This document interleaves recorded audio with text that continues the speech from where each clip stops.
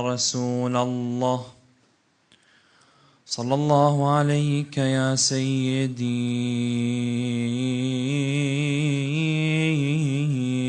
ويا مولاي يا أبا عبد الله، يا رحمة الله الواسعة ويا باب نجاة الأمة، غريب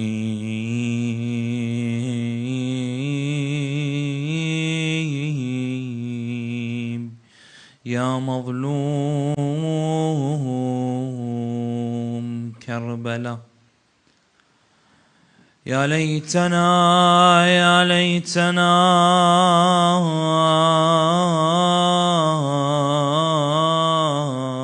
كنا معكم سيدي فنفوز والله فوزا عظيما. ولعنة الله على أعدائكم ومنكرين فضائلكم إلى قيام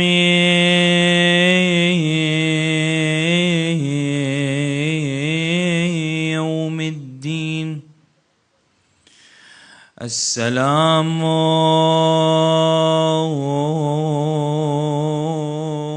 على الحسين وعلى علي بن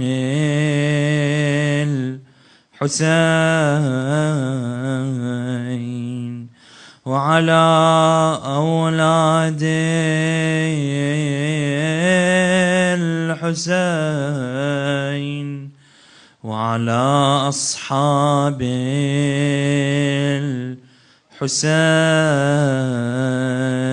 الحسين ورحمة الله وبركاته. اللهم صل على محمد وآل محمد وعجل فرجهم. It is inevitable that at least once in our lifetime we have taken certain individuals as role models. If you have a young child that likes to play soccer, depending on the club that you follow, you say to them that I would love for you to play like Messi, or I would love for you to play like Ronaldo. An entrepreneur takes someone similar to him or someone that he would like to reach as their role model. So during their lifestyle and everything that they try to do, they try to replicate the actions of this role model. So the young child tries to play soccer, thinking that I will one day become like these famous individuals. On the other hand, an entrepreneur, when he goes and he sees people making all of this money, he also has this ambition of becoming like them. So the concept of having a role model in life is something that you and I, all of us have experienced, and all of us at one point in our life, at one stage, we would like to achieve something that our role model has achieved. Very beautifully they say, do not meet your role model, because if you meet them sometimes you'll be disappointed, because you have an image that is built about them, and then when you go to sit with them and meet them, it doesn't necessarily go hand in hand on the picture that you drew. On the other hand, my brothers and sisters, it's important that an individual has what we call a spiritual role model. In our day-to-day lives, we have role models. In our spiritual life, who are our role models? And this is a very important thing that an individual needs to ponder about. In my day-to-day life, I have a role model. But who is my spiritual role model? Who do I look up to? That if I want that spiritual boost, if I want that ability to taste the sweetness of ibadah, of worship, or to taste the sweetness of this dunya without falling prey to my desires and lust, who should I take as a spiritual role model? And an individual, my brothers and sisters, the same way that they work on their degree, the same way that they work on their career, the same way that they work on building their future, should also look at the concept of finding an individual. That if I was to follow them, my spirituality will exceed and will excel my expectations. Because if I want to worship Allah based on the information that I have of Allah, let's say that I haven't been to the Islamic seminary and I'm a normal individual, I do not have the required knowledge that will give me that spiritual boost. So now that we have understood that we need spiritual role models, then comes the important point of finding this role model. Who is it that I look out for? Who do I look for? What do I look for? Do I look for any random individual and take them as my spiritual role model?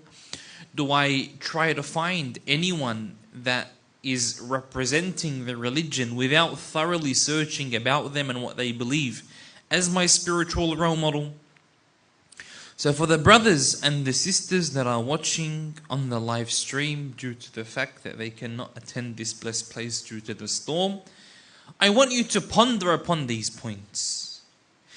Who should I take as a spiritual role model? Let me give you a few points to look out for in an individual that you want to take as your spiritual role model. The first individual needs to be someone that has expertise in the traditions of the Holy Prophet and the Ahlul Bayt alayhim afdal as-salati was-salam. Because if I want to reach spirituality and understand what spirituality is, I need to go to the family that the Quran was revealed into their house. And through them, Allah subhanahu wa ta'ala allowed us to understand what is the meaning of spirituality. So when I want to go out into society and let's say I find a scholar, I need to see, does this scholar's interpretation to spirituality go hand in hand with what the Ahlul Bayt alayhim salam say or not? Especially today in society, if you look around, there are some individuals that call to themselves and not the Ahlul Bayt, follow my path of religion and you will be able to witness all of these miracles, like the Yamani movement today in society, where they come out and they claim that we are the representatives of Imam al-Mahdi alayhi salam. So individuals like these we cannot take as role models because they lack the understanding of the traditions of the Ahlul Bayt alayhim as-salati was-salam. The second point that we should look out for is the way that this individual introduces to us spirituality. Let me give you an example. There is a movement that says there is no need for you to pray. Spirituality is only in the heart. The only thing that you need is to feel that spiritual boost. Be a good person. Give charity. Don't harm others. You will feel meditate. You will feel a spiritual boost. There is no need for you to pray salah. Someone like this, I can't take as a spiritual role model. Because the Holy Quran builds the individual's identity around salah. I cannot say this person is a true follower of the Ahlul Bayt if he doesn't pray salah, or if he does not focus on his salah. So a spiritual individual, one needs to call to the traditions of the Ahlul Bayt, and two, needs to follow their traditions and not bring up their own traditions. Then this brings us to the point And inshallah, I want to focus this entire segment on the sisters. Who is the greatest role model for a woman? Or who is the greatest role model for a young girl? Who should a young girl take as her role model? Who should the sisters in our society take as their role models? Should they take individuals that are known, for example, to sell themselves out on social media and take them as role models? Should our sisters follow individuals that are, let's say, makeup fashionistas, and they follow them and they aspire to be them? I, as a young girl, and I ask that my sisters think of it from this perspective. I, as a young girl, I am worthy. I have worth. I am an individual that Allah subhanahu wa ta'ala gave me the ability to change the entire world. You know, they say that behind the successful man is a woman. Behind the successful and a courageous community is a woman. Women in Islam have such a high status. And this is why, my sisters, the West is trying to manipulate your identity. The way, for example, let me give you this. I seen this on social media. Some influencers, they type into ChatGPT, GBT, or PT madres. Ask this AI, artificial intelligence, if you were the devil, how would you make me hate, for example, my religion? Or if you were the devil, how would you convince me that covering my head isn't necessary? And the artificial intelligence will give you all of a plethora of different reasons why you shouldn't wear hijab, through the scope of the devil, as they say. My sisters, I'm pretty sure if you look at the statistics, there are over 15,000 organizations for women and to protect their rights just in Iraq alone. And none of them do the work. All they do is they call, remove your hijab, live your life, have fun. Don't have to abide by all of these rules that Islam has. My sisters, your identity is very important. Especially today in the West, the men do not have the power that you, the sisters, have. If you, the sisters, remain steadfast and you put your foot down, you say, this is my hijab, this is my identity. This is my hijab, this represents my values. I shouldn't have to uncover myself for society to enjoy looking at me. This brings to another point, my sister. The reason why it's important for you to hold on to your hijab and your identity is that the society is filled with individuals that are worthless. Individuals that do not look at anything except their lust and their desires. That isn't your fault, my sister. However, to protect yourself, and this is why some individuals make millions on the internet just for selling themselves. It's very important, my sister, that you hold on to your identity and do not allow for the society to manipulate you. This then brings me all to the answer that we want. Who is the greatest role model for a woman today in society? Inshallah, we will answer this question. But for those that are at home and for those that are present, I would like to request a nice salat ala Muhammad wa ali Muhammad. Allahumma salli ala. One day, an individual comes to Imam al-Sadiq alayhi salam and he says to him, Yabna Rasulillah, I want to ask you about a hadith that I heard, and it is ascribed to Rasulullah sallallahu alayhi wa alihi wa sallam. So then the individual says that the hadith that I heard was Rasulullah stated, Fatima is the mistress of the woman of paradise. So then the individual says, "Oh Imam al-Sadiq, is this only applicable to the people of the time of Lady Fatima? That she will only be the mistress of those that lived in her time?" So then Imam al-Sadiq says, "No, this is only Maryam." In the Holy Quran, Allah describes Lady Maryam as being Sayyidatun Nisa, the mistress of the woman. Imam al-Sadiq says that this hadith is only, or this ayah is only exclusive to the women in the time of Lady Maryam. She is the greatest role model for the women of her time. So then Imam al-Sadiq says, and Fatima is the mistress of the woman of paradise from the first of creation to the last. Allahumma salli ala Muhammad wa ali Muhammad. Which shows us that Lady Fatima, my sister in society today, should be your example. Raise your voice against oppression.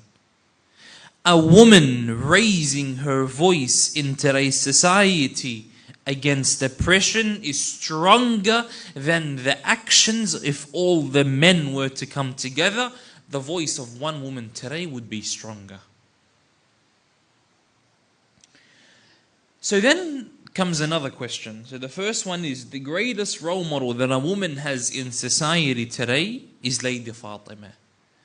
Based on the ahadith of the Ahlul Bayt, if a woman wants to receive the shafa'ah of Lady Fatima, the intercession of Lady Fatima, based on the ahadith of the Ahlul Bayt alayhim as-salam, there are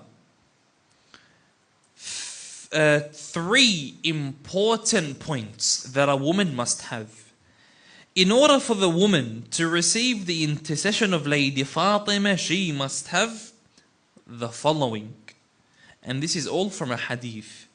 Number one is to believe in Allah and to worship Him through His acts of worship. A woman that prays her salah, a woman that fasts her fasts, a woman that does what is obligatory upon her, this is one of the key doors to reaching the intercession of Lady Fatima salamullahi alayha. The second criteria that the woman must be or is subject to is that she must have the wilaya of Amir al-Mu'mineen. This wilaya of Amir al-Mu'mineen, my sister, is what will benefit you in rising against oppression. And number three is to obey by the commands of her husband. A woman that protects her family and protects her household is a woman that will receive the intercession of Lady Fatima. Sheikh al-Saduq rahimahullah mentions, he says that Rasulullah sallallahu alayhi wa alihi one day turns to Lady Fatima and says to her, "O Fatima, it is as if the day of judgment has arrived." So Rasulullah right now is going to introduce to us the status of Lady Fatima on the day of judgment. It is if the day of judgment has arrived and Fatima has come on a horse made of light. With her are 70,000 angels on her right and 70,000 angels on her left and 70,000 angels behind her and 70,000 angels in front of her. Oh my sisters, listen to this hadith. And then Sheikh al-Saduq says, and following Lady Fatima are the women of her ummah. A woman that holds on to Lady Fatima on the day of judgment will have a special grand entrance with Lady Fatima. If she has the following 6 characteristics. The first one is that she prays her daily salah. The second one is that she fasts the holy month of Ramadan. The third one is that she performs the obligatory Hajj. The fourth one is if she pays her zakat. The fifth one is if she obeys her husband. And the sixth point is that she takes Amir al-Mu'mineen Ali as her Imam. And then Rasulullah says, this woman will enter paradise by the shafa'ah of my daughter Fatima. Allahumma salli ala Muhammad wa ali Muhammad. This means that you, my sister, who identifies as a Fatimiyah, you have a responsibility, and your responsibility is to take care of yourself and to not allow others in your society to manipulate and deceive you. And this is a very important point.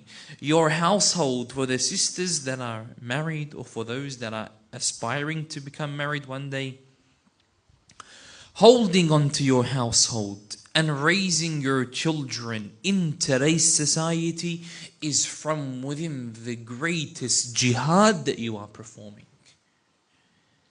Because the way that you raise your children isn't an easy job. Those of you that have children would understand that raising your child isn't an easy role. You need to take care of them, you need to feed them, you need to raise them spiritually. So the role of a mother in Islam, my sisters, is very important and is very tremendous in its rewards. How does Lady Fatima want the woman of our time to be? How can I, as a young girl or a young woman in the West, aspire to become a woman that Lady Fatima wants? There are 2 points. The first one is your dress code, the way that you dress. And this is a bit of a taboo subject in relation to the way that a woman dresses in the West. Let's first define what is halal for a woman to display in front of others, based on the opinion of السيد المرجع الأعلى السيد علي الحسيني السيستاني أطال الله في عمره الشريف. He says that a woman is allowed to show her hands and her face as long as she will not. If she is beautiful in a sense, then she must cover her face as a precaution. If, I don't want to say if not, but if there won't be any fitna, then she is allowed to show her face and to show her hands. What is haram for a woman to display? Everything in your body besides your hands and your face are haram for you to display in society. And this is an issue we see, that there are some women that leave the house without covering their feet. This is haram. Based on the general, or if not the general, the most famous of opinions across all the maraja, from the time, in Sayyid al-Khoui's time, the bushiyah was wajib. To an extent, the bushiyah was obligatory. Go back to Al-Mirza al-Naini, covering the face was obligatory. So I understand we're in the West, these things aren't very easy. Do what you can. If you can wear the abaya that the traditional Lebanese and the Iraqi women wear, then wear it. But I think it's a bit of a restriction if a woman wears a abaya, she might say. My sister, look at the message that is behind the abaya. I remember there was a sister that once said that if my hijab doesn't make the West feel uncomfortable, then I am not wearing hijab properly. If I have to change my hijab to fit into society, then this sister once said, this hijab to me isn't classified as hijab. I'm not giving opinions, I'm just giving the fatwa of our marajah. Showing of the feet for the sisters is haram, on the unanimous opinion across our marajah. It is haram. Wearing clothing that shows the figure of your body, my sister, is haram in public. Wearing makeup in public is haram. Sheikh, I know sometimes I have these pimples on my face and I need to wear a bit of, what do they call it, foundation to cover it up. Is this halal according to Sayyid Sistani? No. This is makeup. This is still haram, even to cover these up. This is if a woman wants to become from those that Lady Fatima wants. To follow the Ahlul Bayt means we have to live a bit of a tough lifestyle. But this is what the Ahlul Bayt want. This is what our Imams alayhim as-salam want from us. So if a woman wants to become from the Fatimiyas, those that follow Lady Fatima alayhi salam, her hijab is very important. And the second one, as we mentioned, is to raise the family. To raise them in a way that they are spiritually strong. In a hadith that was narrated by Ayman, she says that one day I was walking towards Mecca because she swore not to remain in Al-Medina after the martyrdom of Lady Fatima salamullahi alayha. So she says, I became extremely thirsty on my commute from Medina to Mecca. So then she lifted her hands up and said, Oh Allah, I am the khadima of Fatima. Oh Allah, I am the servant of Fatima. And I am thirsty. So the narration says, Allah descended upon her from the sky water so that she can drink from it. And Al-Allama Al-Majlisi says, she went for 7 years without feeling hungry or thirsty. If a woman frees herself and becomes a servant of Lady Fatima in our society today, I would not say that it's impossible that if she made dua, Allah will accept her dua straight away. Because you are freeing yourself for Lady Fatima. I am following the path for Lady Fatima. So the greatest role model that you, my sister, has in today's society is Lady Fatima. And following into her path and aspiring to bring the other sisters in the community to follow this path. The path of Lady Fatima, salamullahi alayha. Allahumma ajjal li waliyika al-faraj. وامنن علينا برضاه وهب لنا رأفته ورحمته ودعاءه وصلى الله على محمد وأهل بيته الطيبين